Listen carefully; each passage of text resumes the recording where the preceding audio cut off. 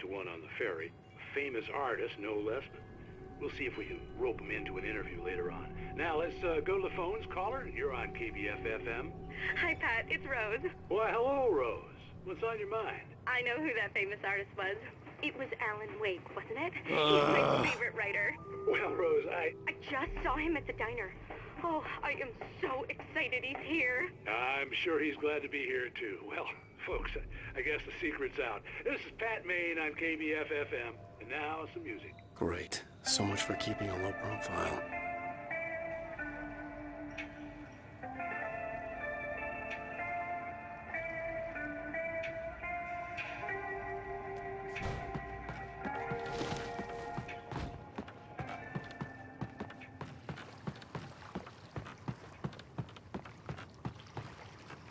The water was black. I couldn't help but imagine all sorts of horrors lurking in the depths below.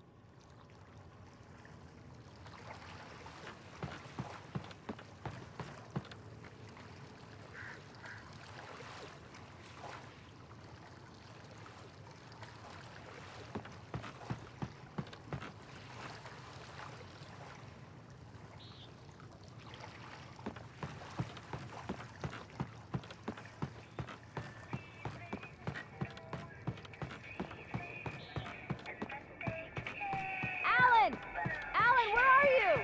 Come inside, honey. Alan, come here, slowpoke. I'm waiting.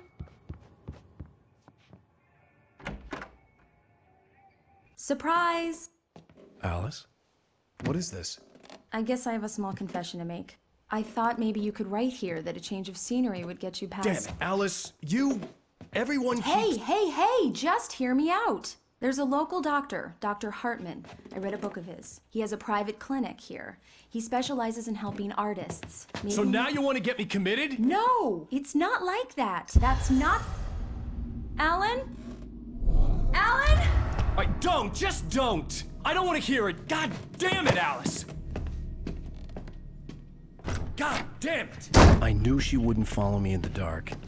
I needed some time alone to think things through.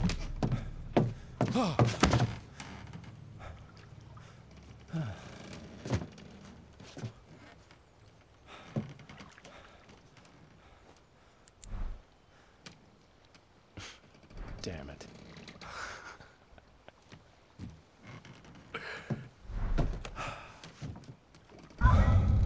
Alice? Alice? Alice! The cabin had gone dark. All the lights were out. Alan, where are you? Help! It's all right, I'm coming! What the hell?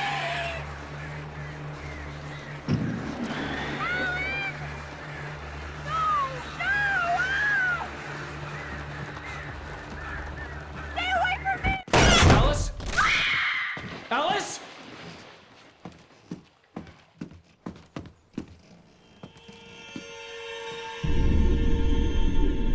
Oh no!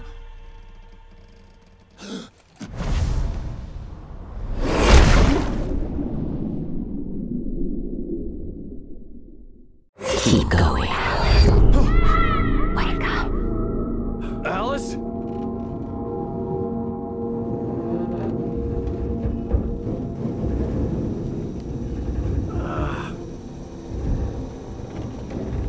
Waking up in the crashed car felt like I had woken from one nightmare and entered another.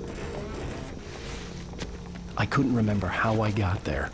All I knew was that something terrible had happened to Alice. The phone was dead.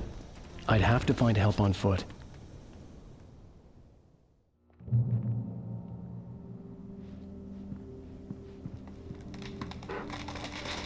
Among Alice's things was a book, The Creator's Dilemma, by a Dr. Emil Hartman. Seeing the book brought back my fight with Alice. I didn't like it, and I didn't like the guy's smug face on the cover either.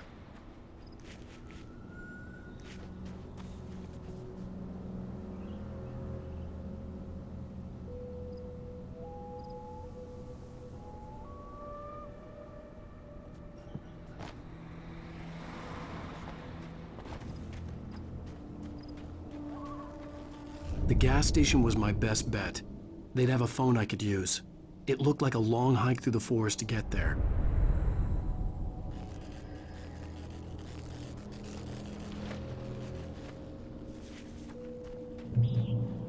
Damn.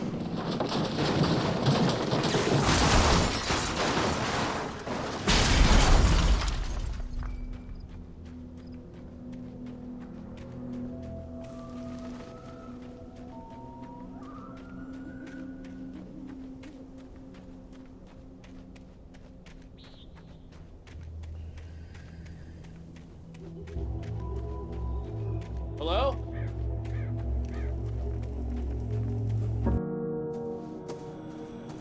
Hello? Is someone there?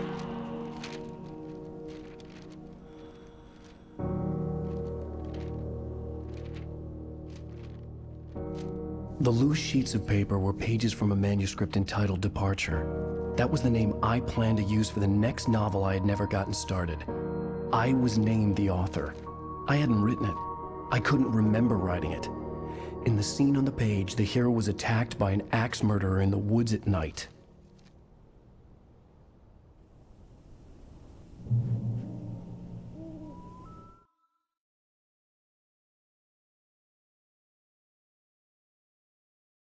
Departure by AlanWake.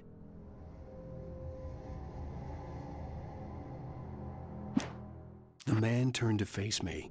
His face was covered in shadows. It was hard to make him out in the darkness of the forest that surrounded us, but the axe he lifted was plain to see. It glistened with the blood of his victim. He grinned madly. The shadows were alive, distorting his features. It was a scene from a nightmare, but I was awake.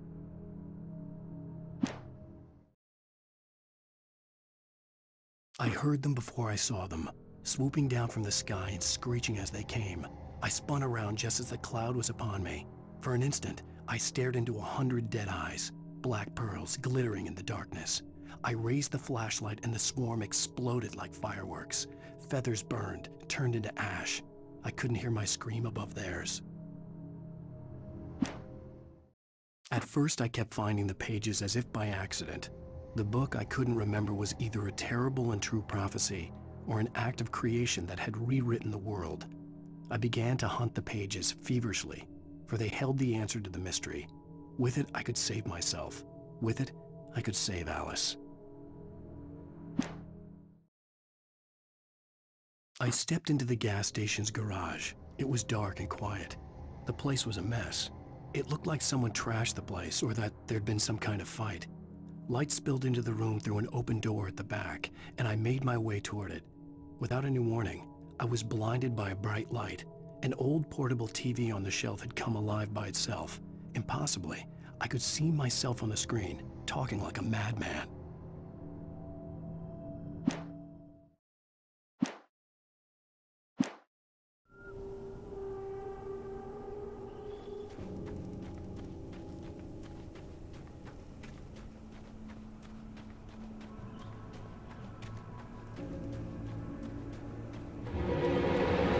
Anybody there?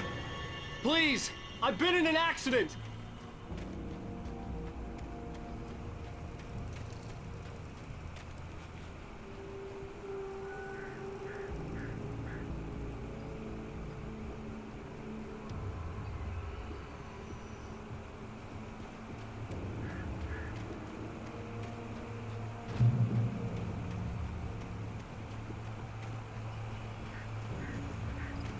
The lights up ahead were a good sign. Maybe I wouldn't have to hike all the way down to the gas station to find a phone.